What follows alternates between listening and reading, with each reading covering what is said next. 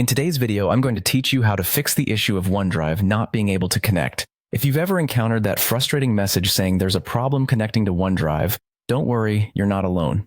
It's a common issue, but luckily, there's a simple fix that we can go through step by step, so let's dive right in. First, we'll start by opening the Run dialog box. You can do this by pressing the Windows key and the R key on your keyboard at the same time. This little shortcut is handy for quickly accessing all sorts of system commands without having to navigate through menus. In the Run box that appears, type in inetcpl.cpl and click OK. This command will open up the Internet Properties window. Once you're in the Internet Properties window, you're going to look for a tab labeled Advanced. Click on it. Now, it's time to do a little scrolling. Go down until you find the options labeled Use TLS 1.0, Use TLS 1.1, and Use TLS 1.2.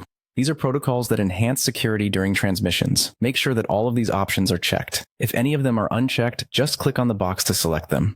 This ensures that your connection uses secure protocols which are necessary for OneDrive to connect properly. Next, we're moving on to another tab called Connections. Here, you'll want to click on the button that says LAN Settings. Now, within the LAN settings, you'll see an option at the top that says Automatically Detect Settings. Ensure that this option is checked. This setting allows your system to automatically configure certain network settings, which can help prevent connection issues with services like OneDrive. Once you've verified that Automatically Detect Settings is checked, go ahead and click OK. Then, make sure to click Apply to save all these changes you've made.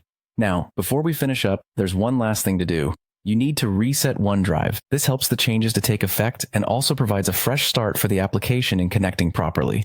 You can reset OneDrive by right-clicking on the OneDrive Cloud icon in the notification area on your taskbar, selecting Close OneDrive, and then reopening it through your Start menu or desktop shortcut.